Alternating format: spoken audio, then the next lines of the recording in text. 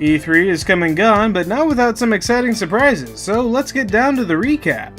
Dozens of new games were announced during the show, giving us a first look at a wide range of titles about killing man and monster alike across a post-apocalyptic dystopian future. In fact, no fewer than 7 games are using the premise this year, with a surprising number of them set in or around Washington, D.C., where you're tasked with eliminating corrupt influences and restoring civilization.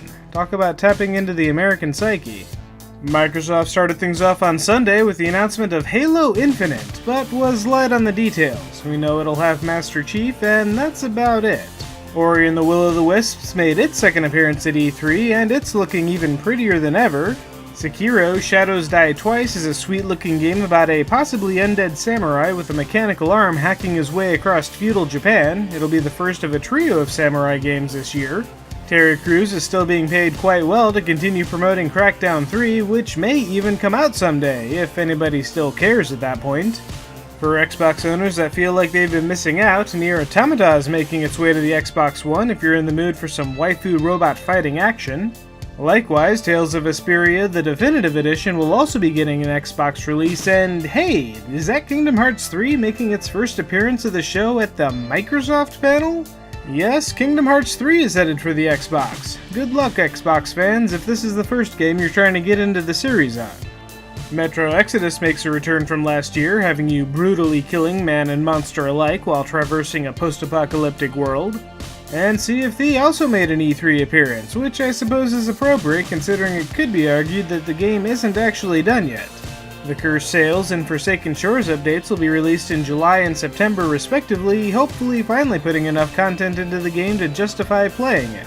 Forza Horizon 4 will doubtlessly set the new standard for British countryside driving simulators, touting a seasonal weather system that should destroy half the vehicles on that road. That car in that weather? Oh no. And of course, Lara Croft is back for Shadow of the Tomb Raider, going Predator on a bunch of dudes trying to bring about the apocalypse. Fans of the Skate series were taken on an emotional roller coaster when a new game that was thought to be Skate 4 turned out to be something else entirely. But hey, a skating game is a skating game, isn't it? Capcom came in with the first of a couple of unexpected E3 reveals this week, starting with a surprise trailer for Devil May Cry 5. Disavowing the DMC reboot that was met with spectacular backlash, Devil May Cry 5 brings back Nero with a new mechanical arm for a proper sequel in the series. And for another surprise reveal, Cuphead is getting some DLC. Cuphead, the Delicious Last Course, will add new bosses, weapons, and powers to the game, along with tossing in Miss Chalice as a playable character. But the biggest surprise from the Microsoft panel had to be Jump Force, a 3D fighting game that brings Shonen Jump's most popular characters together in a cross-universe battle. So far, only Goku, Luffy, Naruto, and Frieza have been announced, well, along with some Death Note characters, but you can bet that plenty of your favorite shonen characters will be in the roster. If you're looking for a Zelda fix, Tunic couldn't look more like a 3D version of Link to the Past without getting sued by Nintendo, and also the main character is an adorable adventure fox. Meanwhile, Battletoads is back. Kind of, technically. We didn't actually get to see anything, but Battletoads will be returning in 2019. Dying Light 2 has an interesting take on the post-apocalyptic civilization rebuilding genre, having you parkour yourself around the ruined city and making choices that'll shape the way it rebuilds itself. And Gears of War played with expectations, first announcing a series of pop figures, then announcing Gears of War's Tactics, a turn-based strategy spin-off for mobile, before finally getting to the main course with the reveal of Gears 5. The new game seems to center on Kate Diaz, who will be going on a sort of vision quest and may possibly lose her mind a little bit. Finishing up the show, after months of anticipation, CD Projekt Red finally released the first trailer for Cyberpunk 2077. No gameplay to speak of yet, but the world does look pretty badass. Outside of games, Microsoft decided the easiest way to get exclusives on their system is to just buy up a bunch of studios. Undead Labs, Playground Games, Ninja Theory, and Compulsion Games are all being brought under the Microsoft umbrella, locking down games like We Happy Few, which looks even more creepy and cool than it did last year. And like EA, Microsoft is also diving into the game subscription service, with Game Pass Fast Start not just giving subscribers access to the Xbox back catalog, but also throwing in a few new releases. Also, like EA, Microsoft is looking at bringing the Xbox experience to wherever you're playing, presumably with the same kind of streaming service to bring games to PC or mobile devices. Shifting over to Bethesda, Rage 2 sets itself apart in the shooting man and monster alike in a post-apocalyptic landscape genre by throwing in a hefty helping of vehicles and superpowers to spice things up. In Elder Scrolls news, the virtual card game Elder Scrolls Legends is getting an overhaul that'll include a new launch for console systems. And Elder Scrolls Online is still a thing, so that's cool. The next DLC coming out will bring on some werewolves, so if you're one of the 11 million players of the game, look forward to that. Meanwhile, in their never-ending quest to bring Skyrim to every platform possible, now you can play the game on your Amazon Alexa, Etch-a-Sketch, pager, and refrigerator. That's obviously a joke, but they are actually making a mobile Elder Scrolls game, Elder Scrolls Blades, designed from the ground up to be played on phones in either landscape or portrait mode. But of course the biggest in Elder Scrolls news is the announcement of Elder Scrolls 6. No details yet, but it is coming. Heading back to shooters, it looks like there are still a few demons out there for Doomguy to kill. Doom Eternal will have twice as many demons to blow up as they flee hell to escape his unyielding wrath. And Quake Champions is offering a heck of a deal for a free trial before its launch. If you downloaded the trial, you can play for free and just keep playing, making it less of a trial and more of a here, have the game. For fans of Prey, the sci-fi shooter is getting a big update with new game modes, including a randomized mode and a version of Alien Hide and Seek. And Wolfenstein is also coming back with Wolfenstein Youngblood, this time passing the Nazi-killing torch off to BJ Blazkowicz's twin daughters. Going into the main event, the much-anticipated Fallout 76 will take you back to the earliest days of the post-apocalypse, where you're tasked with rebuilding society along with, well, everybody. Fallout 6 basically looks to be Fallout 4 online. Apparently you can play the game relatively solo, but the focus will obviously be on building with or fighting other players in the game world. And finally for Bethesda, they announced Starfield, their first wholly new franchise in 25 years. Nothing revealed about it quite yet, but I'm guessing Fallout in space. Moving into Monday, the E3 events were kicked off with a half hour of Square-Enix, a panel most noteworthy for what wasn't shown. Nothing about the Avengers or the Final Fantasy VII remake here. In fact, half the games in the presentation were already shown at the Microsoft conference the previous day. Still, having a panel of their own allowed them to elaborate on gameplay, starting with a look at Shadow of the Tomb Raider, which seems to really be into the stealth action this time around, even more so than past entries in the series. Meanwhile, Final Fantasy is getting some crossover action with Monster Hunter. The two franchises will be loaning monsters out to each other, with a Rathalos boss appearing in Final Fantasy XIV, while a behemoth makes its way into Monster Hunter World. A new game set in the Life is Strange universe is also on the way. The Awesome Adventures of Captain Spirit is a charming-looking game that has you following the imaginary adventures of a little boy dealing with some rough family life. And for something even more fantastical, Just Cause 4 will have you doing all the things you expect to do in a Just Cause game, which apparently includes riding on top of a car into a tornado with a rocket launcher. For Dragon Quest fans, the wait is finally over for Dragon Quest XI. Released last year in Japan, the game will get a North American release this September. Also on the RPG front, Octopath Traveler continues to look impressive. The game will be out next month, and a new demo should be available on the Switch right now. For newly announced games, Babylon's Fall didn't actually show any gameplay, but considering it's from Platinum Games, you can probably expect some spectacle combat with giant knights. Likewise, judging from the announcement trailer, The Quiet Man appears to be about a deaf person beating up gangsters in back alleys. I assume there'll be more to it than that, but that's what we've got so far. Finally, for Square-Enix, Kingdom Hearts 3 of course made an appearance, showing off the same trailer they showed at the Xbox conference the previous day. It looks like this game will have Sora and friends diving heavy into the CGI worlds this time around, with Frozen, Tangled, Wreck-It Ralph, and Monsters Inc. all being featured.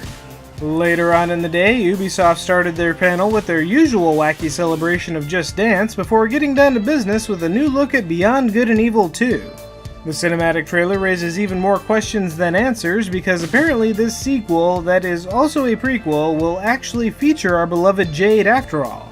Except, now she seems to be a vicious space pirate. I don't know what's going on with the story, and even less about what the gameplay's like. It really seems like Ubisoft is more interested in building a cool sci-fi world than anything with a core gameplay loop. To that point, they've teamed up with Joseph Gordon-Levitt to crowdsource art, music, and other assets to fill their world. For something more grounded, Tom Clancy's The Division 2 is getting a little too real with its premise about enemies within the capital, but ultimately it looks a lot like its predecessor. Except this time you're fighting bullet-spongy enemies in Washington, D.C. with up to 8 people in new raids. The game also has 3 free content expansions already in the works, so at least you know you won't run out of things to do. Speaking of expansions, Super Mario Rabbids is getting some Donkey Kong themed content that'll bring the Great Ape into the team. And do you like cannons? Because Skull and Bones has cannons. Plunder the trade routes of the Indian Ocean in a shared world that I can't imagine will have the level of teamwork among random players demonstrated in this demo. Returning from last year, Elijah Wood came back to promote Transference, a weird VR game, movie, experience? Whatever it is still quite unsettling.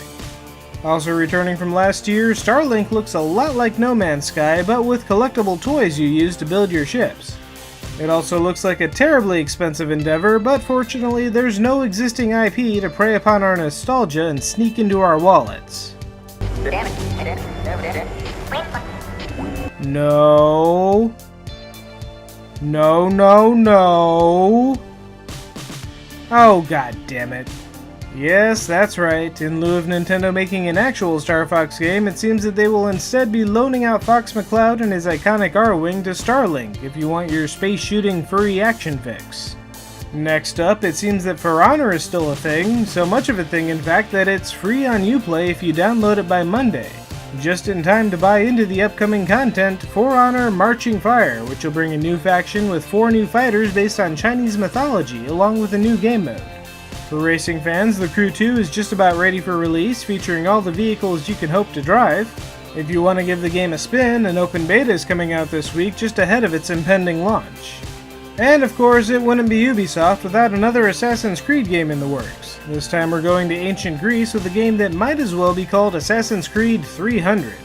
It's actually called Assassin's Creed Odyssey, which looks to be a very different game from Mario Odyssey. After all, Mario Odyssey didn't have Socrates dissecting your assassination decisions. Over in the PC gaming show, a whole slew of games were showcased, starting with Satisfactory, a game about coming down to an alien world and strip mining it of resources to build an even larger machine for unknown purposes while defending it against the native inhabitants. In other words, you are basically the villain of a sci-fi alien invasion movie. On the other side of things, NeoCab is a Blade Runner Uber simulator with a soundtrack of Tron, if that kind of thing interests you. Maverick's Proving Grounds is yet another contender in the growing Battle Royale genre. Gameplay-wise, it doesn't appear to bring much to the table, but the game is boasting 1,000 player matches, which could certainly shake things up. The Forgotten City is a game inspired by a Skyrim mod that puts you in the shoes of somebody trying to solve and prevent a murder with a Groundhog Day-style time manipulation. And speaking of mods, Star Control Origins is some kind of space travel game featuring an open universe and a wide range of wacky-looking aliens, but the big selling point seems to be the ability to create ships and planets for custom adventures. For mech fighting action, Archangel Hellfire is introducing multiplayer options for its VR mech combat, and The Singing City is a third-person adventure horror game with a Lovecraftian theme, right down to the good old sanity mechanic. Warframe has a new content update that's actually already out by now. Warframe The Sacrificed is the first new series of cinematic quests for the game since 2016. Of course, Sega has a slew of games headed for the PC. Coming soon, the PC will see the release of Shenmue 1 and 2, Shining Resonance, Yakuza Kiwami, Yakuza 0, and Valkyria Chronicles 4. Killing Floor 2 is also going right along, continuing to add enemies, locales, and weapons to the gruesome game. And winning the award for Game You Never Knew You Needed, Maneater puts you in the fins of a mighty shark in the surf-breaking open-world shark simulator, complete with shark skill trees and a story campaign. For smaller titles, Bravery Network Online is another weird one. This game seems to be a turn-based RPG set up like a fighting game, which I guess would make it most similar to a card game. Either way, it looks neat. Morningstar seems to be a game about virtual turnips, I think. And Overwhelm is a 2D action shooter that doesn't look too terribly different than the ones we see every week on Steam. For VR, Stormland looks like it has a pretty neat concept. It's the revenge of Wall-E as a discarded robot scavenges his way across an alien world, presumably to enact vengeance on the robots that tried to dismantle him. And oddly enough, Nightcall appears to be another game that is an Uber driver simulator, this time with a noir aesthetic. From the same publisher, Sable is a sweet-looking exploration game that also has a distinctive art style, and if you're in the mood for some procedurally generated space adventures, Genesis Alpha 1 lets you build a ship, explore planets, wipe out aliens, and perform possibly horrific genetic modification experiments on your crew. For Don't Starve fans, a new addition to the series is coming out. Don't Starve Hamlet probably isn't what you're thinking it is, as it seems you'll be interacting with a small town of pig people. Can't say I saw that coming. And while Telltale is wrapping up their version of The Walking Dead, it seems that the franchise will continue to shuffle along. Overkill is picking up the reins with what seems to be a team-based first-person shooter series. For another cool-looking pixel art game, Noita boasts that every single pixel has simulated physics as you use magic spells to navigate a Metroidvania-style world. Meanwhile, if dinosaur park simulators aren't your thing, how about studying medicine? 2 Point Hospital is a hospital simulator that has you treating patients and researching diseases for fun and profit. Perfect for aspiring doctors that want to treat horrible illnesses like turtlehead or deal with deadly monobrow infections. From Ubisoft, oddly enough not presented during their own presentation, Anno 1800 is a city-building sandbox game that has you masterminding a 19th century civilization. And another entry in the Battle Royale genre, Rapture Rejects is a unique one from the creators of Cyanide and Happiness, about what happens to the people that don't quite make it into heaven. It turns out they get into top-down death matches. Finally, for the PC show, Agent 47 is going to Miami for Hitman 2, so expect some Florida-themed fun to go with your assassinations.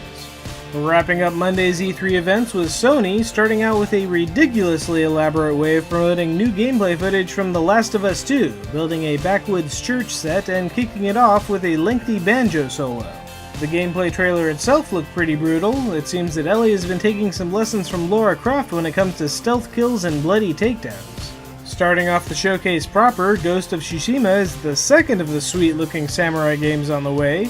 A little more grounded than the one with the demons and mechanized arm, this one looks like it mixes open-world gameplay with 3D fighting mechanics, kind of like a game about Soul Calibur's Mitsurugi.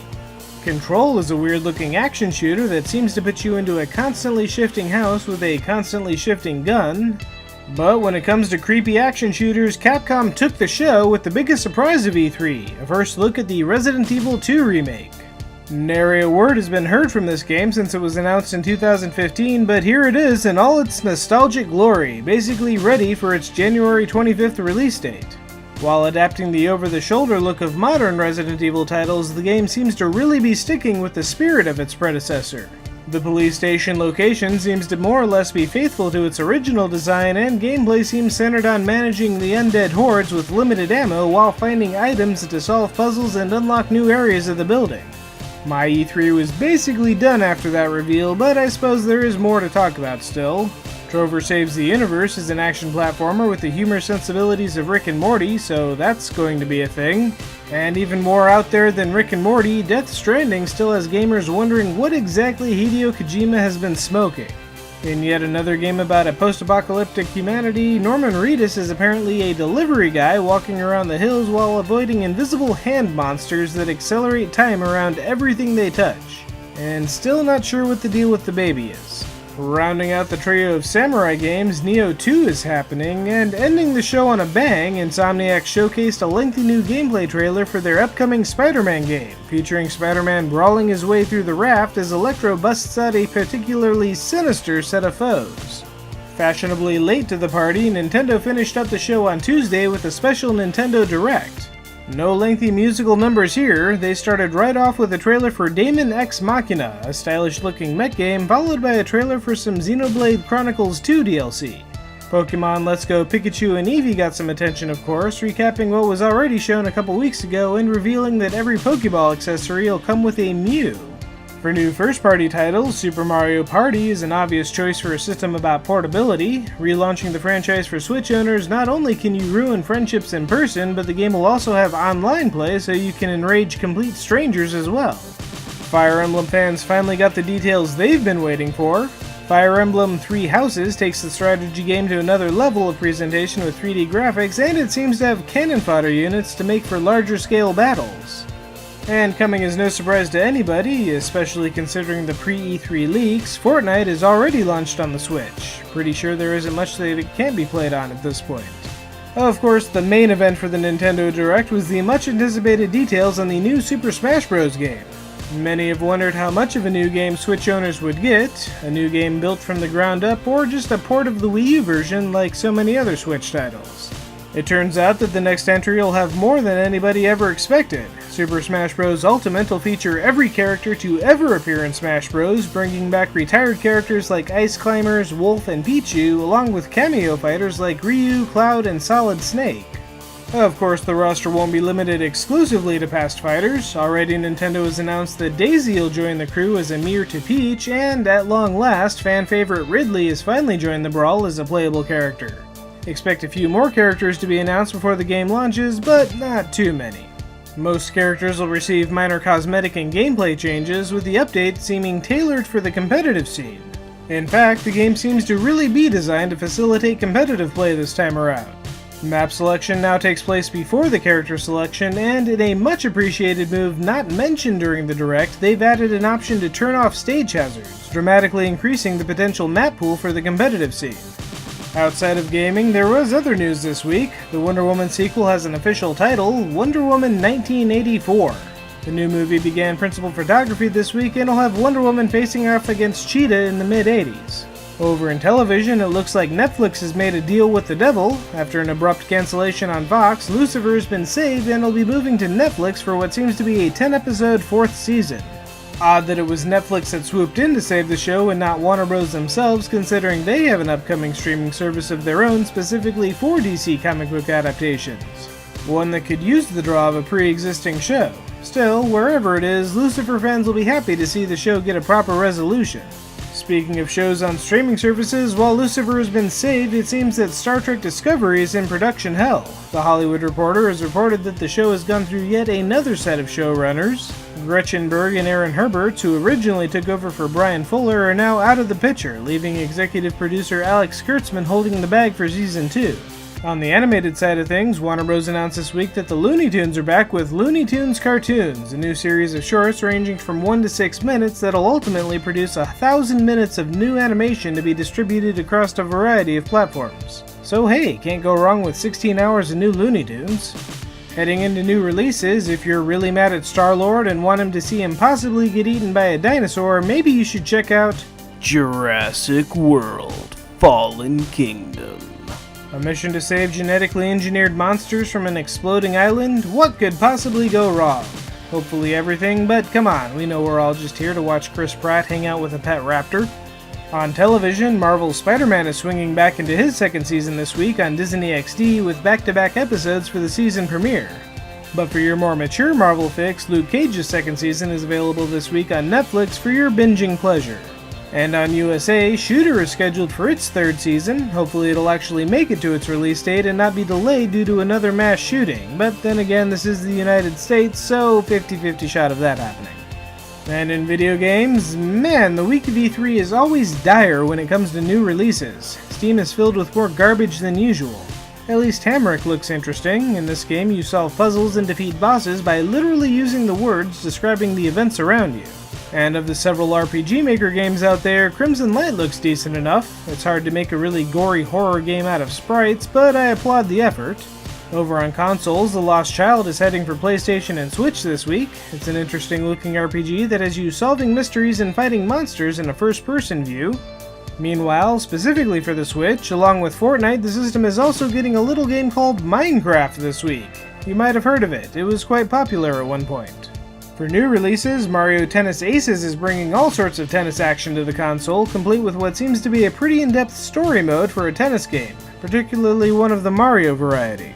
Wrapping things up with this week's awesome video, I don't think I quite expressed my level of hype for the RE2 remake, so let's have another look at that announcement trailer. Help me, please!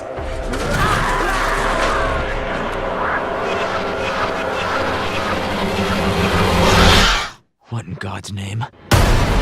That's everything for this week, so what excited you out of E3 the most? Give me your top 3 games in the comments. If you like this video, I appreciate those thumbs up, and I appreciate subscriptions even more, so be sure to pass this around to your friends, and have a great week!